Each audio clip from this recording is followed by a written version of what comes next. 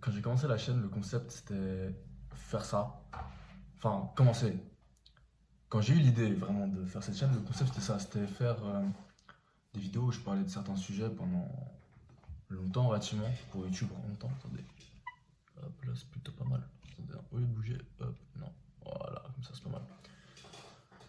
C'était de faire ouais, des vidéos où je parlais de plus ou moins longtemps de certains sujets en exposant mon pensée, mais à chaque début de vidéo, je devais jouer un morceau à la guitare. Ça me permettait quoi? Déjà, un, bah, c'est sympa en vrai, petit truc un peu sympa. De deux, ça me permet aussi, ça me force de jouer un peu à la guitare, de pas être rouillé en fait. Mais la précédente vidéo, je pouvais pas. Parce que j'étais au travail. Et j'ai pas ma guitare au travail. Bref. Début de semaine dernière, j'ai posté la première vidéo de la chaîne. Et je vous avoue que c'était quelque chose une expérience moins intimidante que ce que j'imaginais.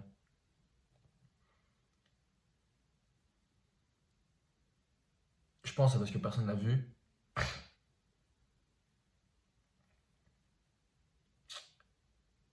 Et aussi parce que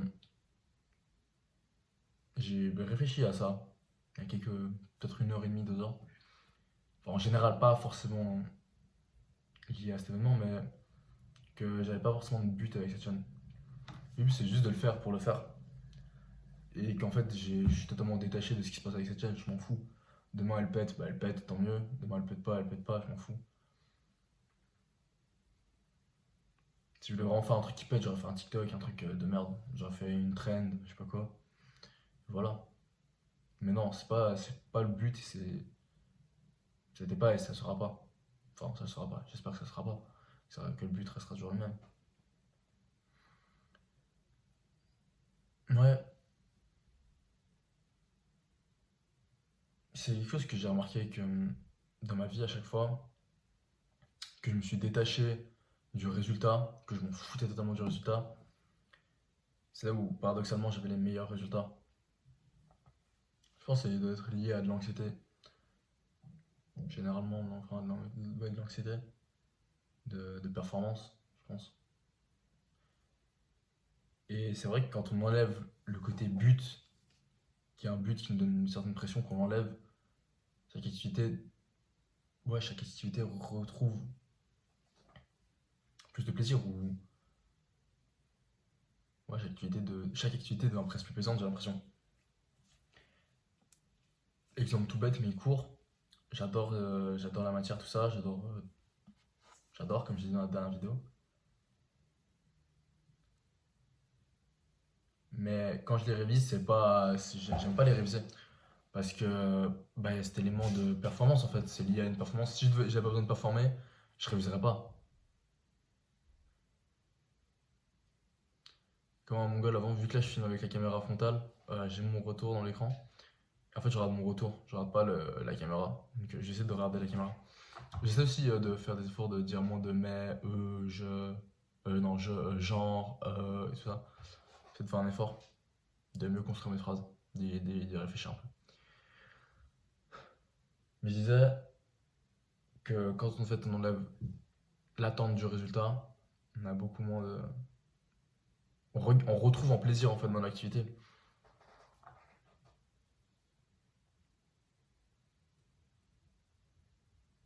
Et j'ai une petite phrase là-dedans. En fait, ça c'est un petit carnet et il est tout froissé, j'ai la haine à cause parce que je transporte dans mon sac quand je vais en cours qui s'appelle Contemplation. En fait, c'est un titre très pompeux. Oula, très pompeux pour pas grand-chose. Je sais pas si on voit bien. En fait, c'est inversé, vous verrez pas grand-chose. En fait, c'est un titre assez pompeux pour pas grand-chose, qu'en fait, c'est juste un carnet où dedans j'écris des citations qui me viennent, des idées qui me viennent, ou bien des citations de livres, par exemple.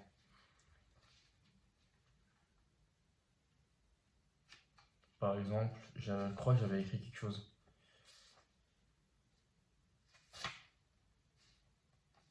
sur ce sujet justement. Excusez-moi, je recherche un peu, je lis en même temps. Ah, voilà, je trouve ça. Lorsque nous nous détachons de ce que nous souhaitons le plus, l'univers nous récompense en exaucant notre désir, car il nous remercie d'avoir concentré nos forces sur l'existence elle-même, dans une pure contemplation de la vie. Ce que je veux dire par là, une toute phrase parce qu'elle vient de moi, pour une fois. C'est pas, il y a très peu de phrases qui sont de moi dans ce carnet, mais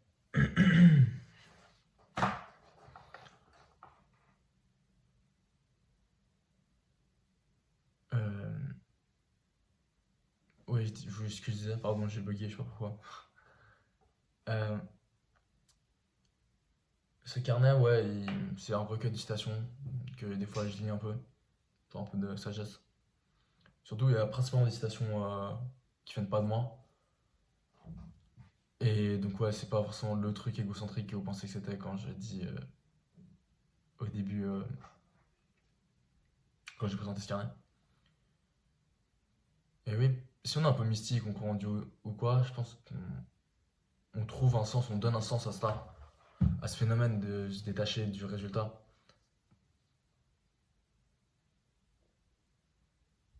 Moi, le sens que j'ai trouvé, c'est celui de contempler l'existence, que la vie est faite pour être contemplée. Et contempler, pour moi, c'est un verbe auquel je donne un sens assez particulier. Ça fait partie d'une espèce de théorie un peu philosophique que j'ai de la vie. Que la théorie, elle oppose deux concepts, en fait, la contemplation et l'ivresse. Et l'ivresse, c'est pas forcément le fait d'être bourré, que c'est la ivresse. C'est pas forcément le fait d'être bourré. Et contempler, c'est pas forcément non plus. En fait, c'est plutôt deux états d'esprit opposés.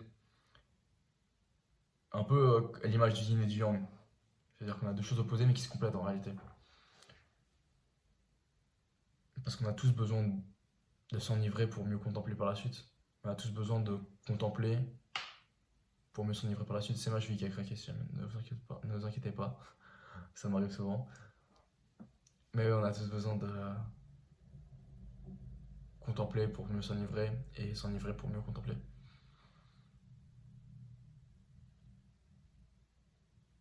C'est deux choses qui se complètent à mon avis. On peut même, pour moi, je pense qu'on peut même s'enivrer à force de contempler. C'est-à-dire que c'est un continuum en fait.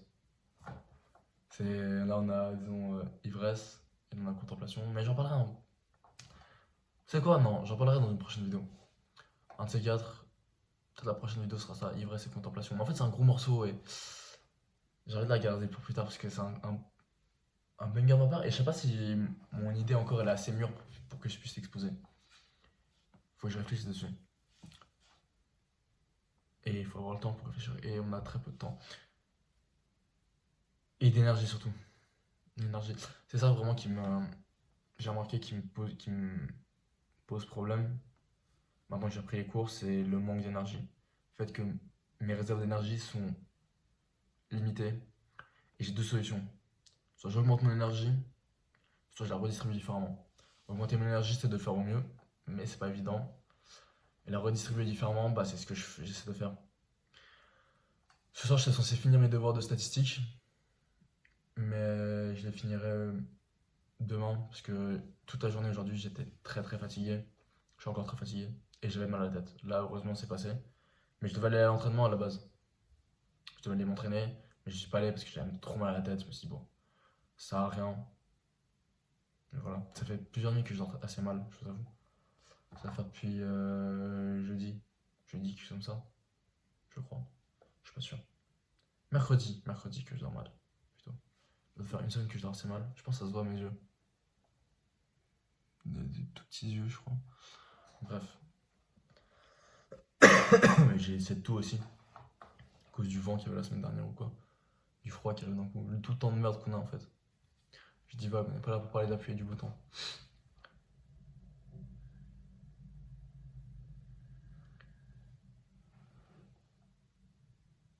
Donc ouais, je pense que à ce moment où on se détache du résultat en lui-même, c'est là paradoxalement qu'on obtient le plus grand résultat. J'avais vu un TikTok, je crois. Ouais, un TikTok. C'était un extrait d'une conférence TED en fait. Un TikTok où il y avait un extrait d'une conférence TED où en fait une femme, la conférencière, parlait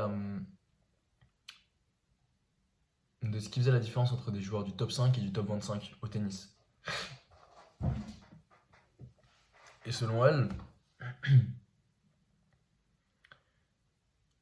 la différence entre les joueurs du top 5 et les autres, c'est que les joueurs du top 5, à tous les moments de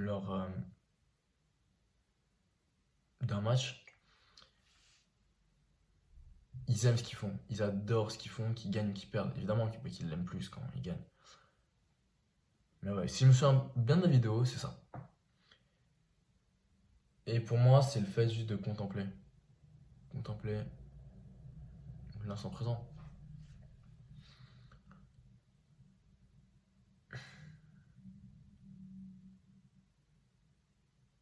Et, et j'arrive pas à essayer de dire non plus qu'ils le font exclusivement pour, euh, pour le plaisir que ça leur procure, parce que je pense qu'à un certain niveau, ça devient même plus du plaisir. Tout ce qui est préparation, je pense pas, c'est pas du plaisir. Mais être là-bas, je veux bien y croire que ça peut être du plaisir. Ça, j'y crois, franchement. Dans les sports, la préparation, les entraînements, c'est ce qui est le plus dur, c'est le moins plaisant. Mais la compétition, c'est bien plus plaisant.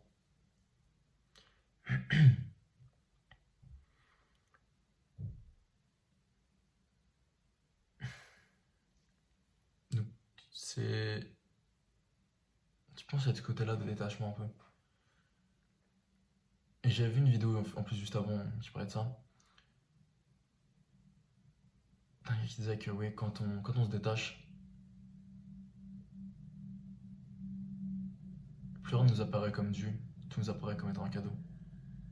Et je trouve cette formation assez forte. Il y a plus de dû, il y a que des cadeaux. Oh, c'est pas mal ça. Ça va être le titre de la vidéo. Il n'y a plus de dû que des cadeaux. Hmm.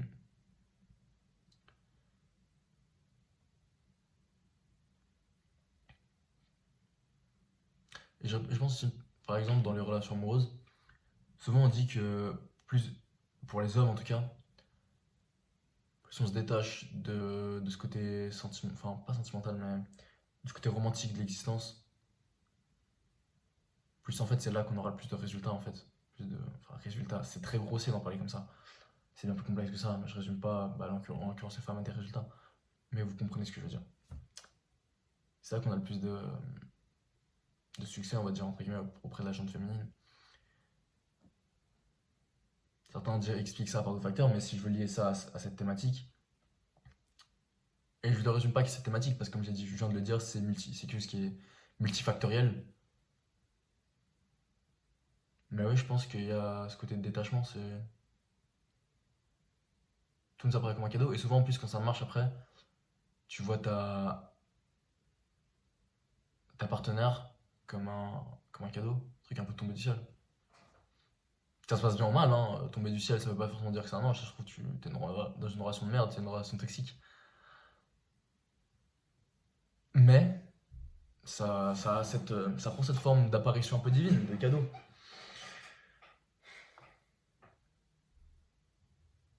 Mm.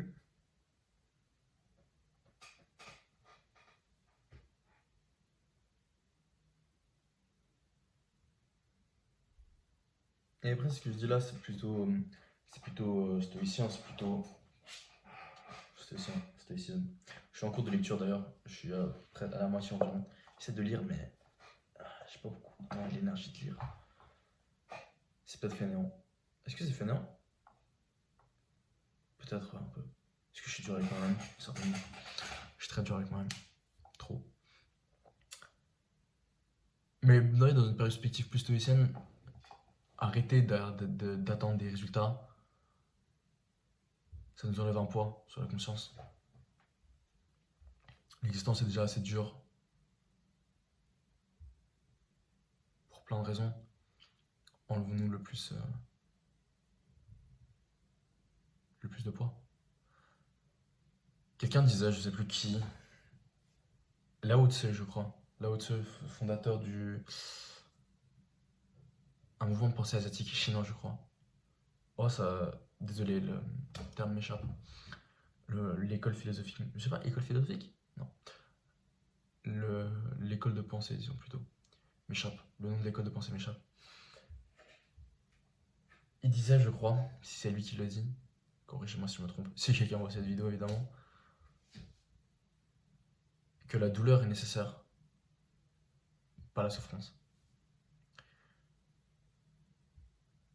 Enlevons-nous des souffrances, enlevons-nous-en, pas forcément que le fait de s'attendre à un résultat particulier soit une souffrance, mais je pense que ça peut causer de la souffrance quand le résultat n'est pas là.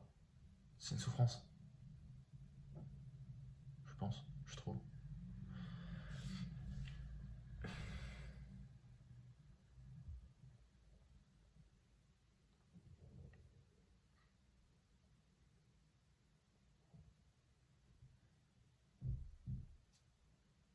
C'est marrant parce que même avant, je disais, dans la vidéo d'avant, je disais à un moment donné, ouais, je parlais d'énergie, tout ça, et que je disais qu'il y croyait pas. Mais je remarque à nouveau que j'en parle aussi, comme de la façon où c'est comme s'il y avait une espèce de jeu d'énergie, de force un peu divine, je sais pas, entre nous, l'univers ou Dieu, peu importe si les gens, si vous croyez en Dieu. Ah, c'est particulier. Peut-être qu'il faudrait que je commence à croire en les énergies, en Dieu, putain, je sais pas. C'est pas que je crois pas en Dieu, d'ailleurs. C'est que je crois pas forcément dans les conceptions de Dieu. J'ai ma conception bien propre à moi de Dieu. Mais c'est pour une autre vidéo. On fait beaucoup de teasing ici, c'est pas mal en vrai. En fait, j'ai toujours des vidéos, mais quand je lance la caméra, je sais pas de quoi je vais parler. Là, je t'avais un peu en vrai. Mais sinon, je sais rarement de quoi je vais parler. Peut-être faudrait que j'écrive mes idées de vidéos. Mais oui, il y a ce côté d'énergie, un presque divin. Même quand je parlais avant dans la chambre rose, c'est comme si. Je parlais surtout pour les hommes de ce côté de détachement. C'est comme si les femmes en fait sentaient cette espèce d'énergie, c'est assez particulier. Ça c'est particulier, effectivement.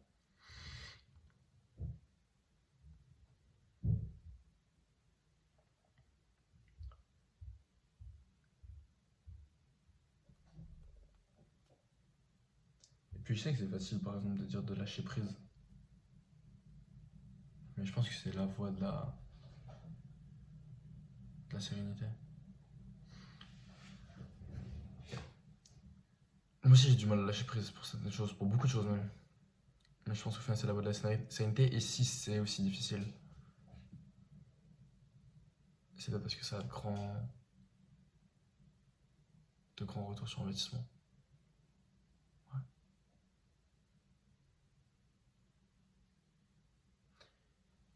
Parlant de sérénité, aujourd'hui, j'ai acheté ça. C'est quoi? Vous me dire c'est quoi? C'est un bouquin? C'est un carnet. C'est un carnet qui me fera office de journal. Oh, attends. Il y a un marque-page en plus. Je pensais qu'il n'y en avait pas, super. Ah, mais attendez, il est dans le mauvais sens en fait. Je pensais que c'est. Attendez, bah voilà, il est dans le bon sens là. Comme ça, qui va me faire office de journal. Pourquoi un journal? C'est quelque chose qu'à un moment donné je voulais faire. Parce que le journal en psychologie, c'est quelque chose, en psychothérapie surtout, c'est quelque chose qui est souvent conseillé pour certains troubles. Je dis pas que j'ai des troubles, hein, mais pour certains troubles, notamment le trouble borderline, et dans certaines approches, notamment psychodynamiques. Je dis attention, ce que je dis est peut-être faux, hein, donc si quelqu'un s'y connaît mieux, qu'il me corrige. Je suis juste aux prises avec le marque-page du truc pour bien l'aligner. Mais c'est une façon, le journal, de se raconter sa vie à soi et de consolider ce qu'on appelle des narratifs de vie, c'est-à-dire comment on se raconte sa propre vie à soi. Et je pense que ça peut apporter pas mal de sérénité. À moi, ça peut m'en apporter. Et je pense que c'est toujours quelque chose d'intéressant à faire. C'est une expérience, ça m'a coûté 7 balles, un truc comme ça, 7 balles à la cope. Il est bien en plus. Dur, je sais pas si on voit, c'est un peu feutré. Je sais pas si on voit.